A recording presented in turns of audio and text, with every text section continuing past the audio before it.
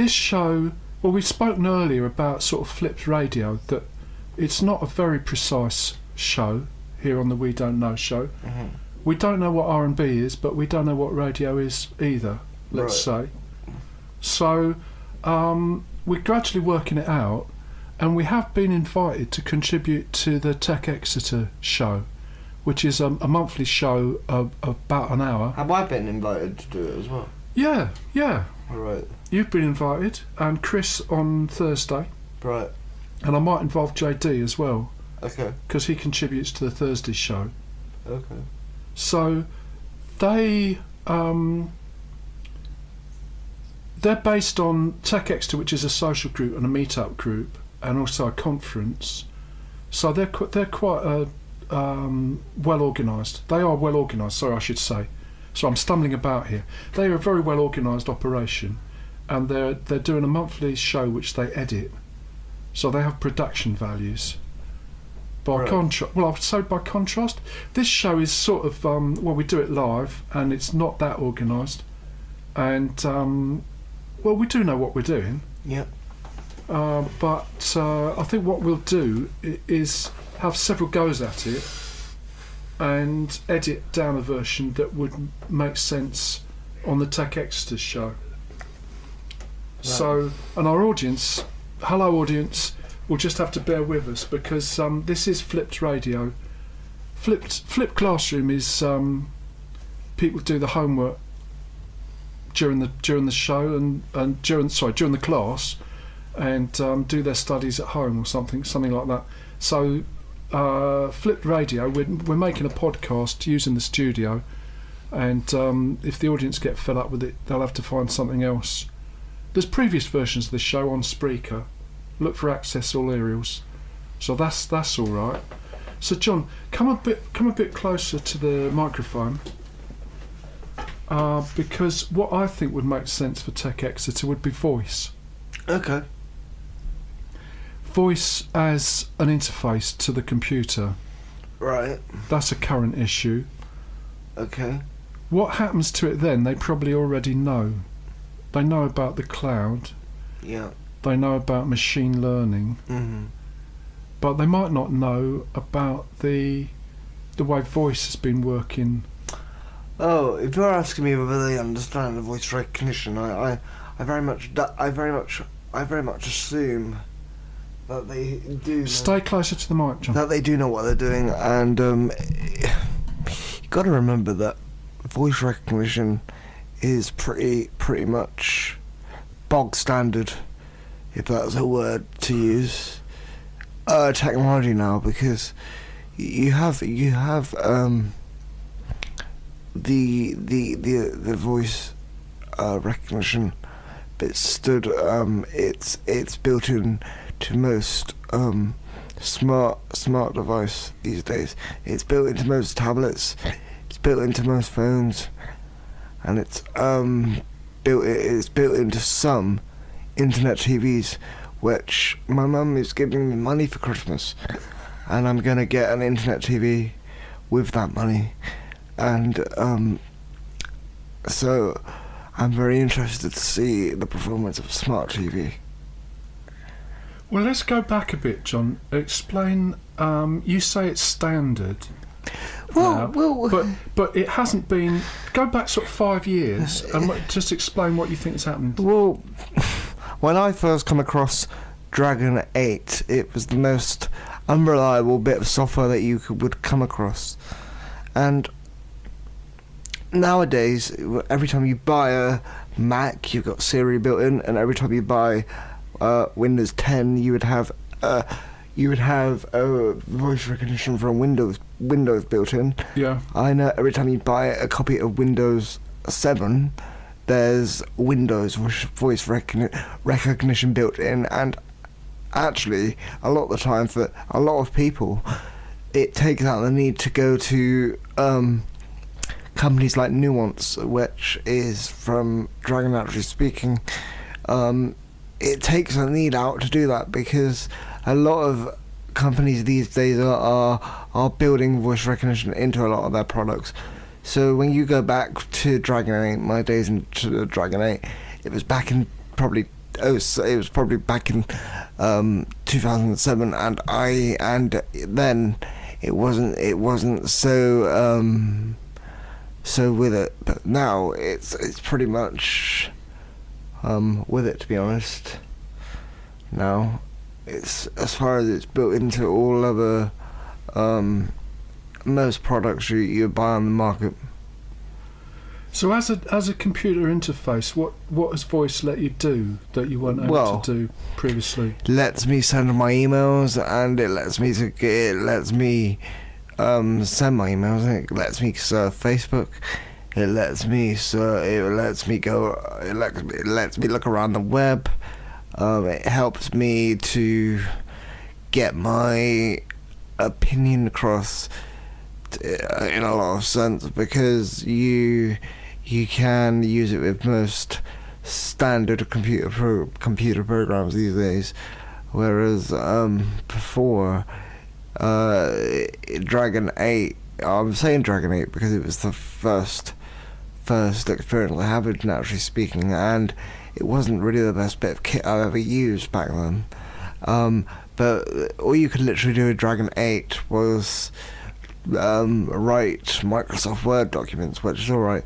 But since they released Dragon 9.5, which was the version that I already had, which is the first version I got, you can literally say open Internet Explorer, and it will open it, and it will bring your homepage up, and it will also allow you to go on the internet and surf the web, whereas Naturally Speaking 8, which was my first experience with it, it didn't really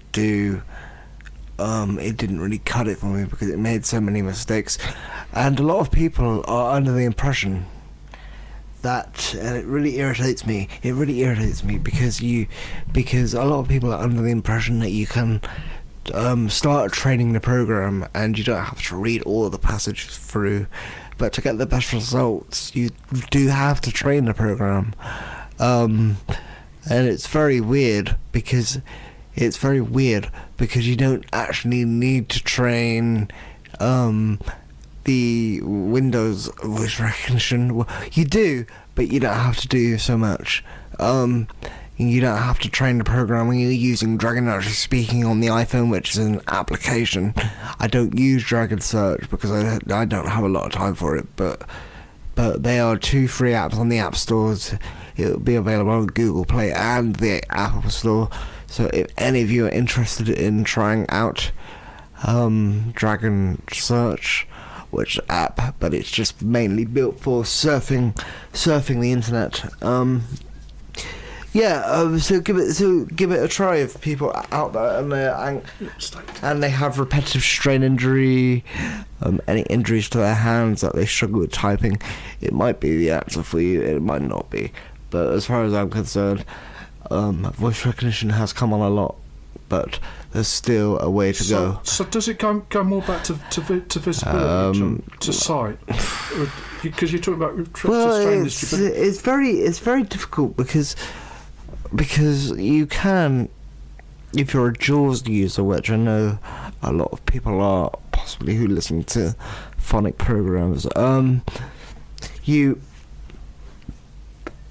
you're totally blind and you want to be using a product like Naturally Speaking, you would buy extra. If you were completely blind, you would buy extra 2 extra scripts you would run these scripts, these programs, and that would allow JAWS to communicate. JAWS is a Windows version of a screen reader. It's £800 a copy. JAWS is anyway, I'm talking about Windows, not Mac, and then Dragon will supposedly, and I've never seen this in action, so don't quote me on it, but I'm pretty damn sure that people can buy scripts that will actually make Dragon and JAWS work together. So then it would be completely accessible to a completely blind user. But the scripts are a hell of a lot of money. So, on the money side of it, you seem to favour Apple as a phone because a lot of the software is built into it. Yeah. And so, come back. I'll just sort of go off on a sideline. John, your own vision, you don't have a 3D. You see things, but you haven't got a 3D. No, I haven't. No, I have to keep reminding you where the microphone is. Okay. So I'm just explaining that to the listeners. So you do wander off the mic, because I'm not sure you have a sort of 3D conception of where no, I don't. You see some stuff, but no, I don't have a 3D conception of where I am at all. Anyway, let's get back to the... Okay, so that's just a side issue. So what did you want to know? Well, the question is what you think is happening with other phones other than Apple, whether there's enough software built in, or is free, or can be found somewhere or another, whether there's any competition going on. No, that is a challenging question to answer, really, because a lot of Google Play, which is the version of Google's App Store, but Google Play would probably have some free scripts. Maybe that would be able to help a blind and visually impaired user. I'm aware that some Android phones have got it, but it's nowhere near Apple's thing yet, so I shan't be upgrading just yet to another phone. And that's pretty much what I've got to say on this topic. I hope that was informative enough for you. Yes. Yeah, okay. Yeah, well, John, thank you. Well, because that explains what's been going on. And my own impression is that the voice recognition is about to go mainstream. There's lots of people offering ways which you can use that as an interface with computers. Yeah.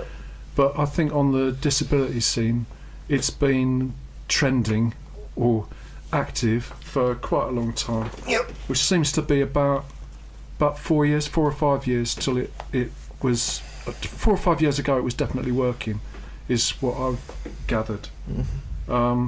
And the thing about Apple, I think we'll find out maybe more at BET, which we are going to. Yeah. The last couple of years we've been to the Google stand, and we have said basically words to the effect that we think Apple is so far ahead. There's not really any choice as far as phones go. Partly the software, partly the costs. But it may be a hardware issue. It may just be that because Apple control the hardware as well as the software, that's how they get a very good accessibility result. And maybe now that Google are doing their own hardware, they might be able to compete. But we'll be asking that question at BET, and if anybody else has got anything to say about that, we'd like to know. Our Twitter feed is We Don't Know. WENOTNO, because we don't know, but we would like to.